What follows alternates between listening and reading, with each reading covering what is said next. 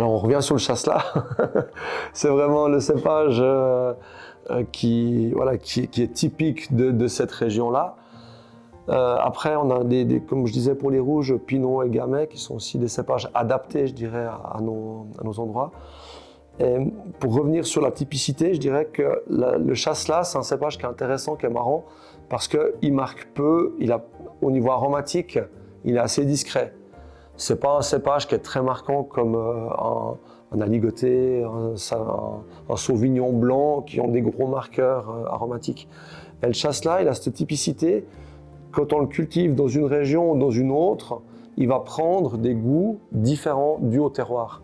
Et même sur le domaine qu'on a qui compte 8 hectares et demi en surface, d'un tenant, donc c'est une grosse parcelle, on a des grandes différences au niveau des vins de par les zones où elles sont cultivées. On a une partie à l'entrée du domaine où on est sur des terres plutôt argileuses, on a des terres un petit peu plus lourdes, on aura un vin qui sera un petit peu plus lourd, un peu moins fin.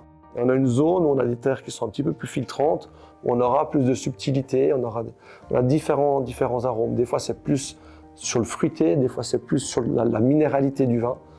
Donc c'est une chose qu'on a de différente avec la France, c'est qu'on a beaucoup de terroirs différents sur peu de distance. Alors que si on prend le Bordelais, il y a des différences, mais c'est surtout des fois des différences de par les cépages qu'ils utilisent, mais il y a moins de différences, je dirais, de terroirs, de sol. C'est sûrement dû au fait aussi qu'on avait les glaciers du Rhône qui venaient jusque-là, jusqu'au lac. Et puis en fait, il y a des brassages de sol, il y a des moraines, il y a différentes choses.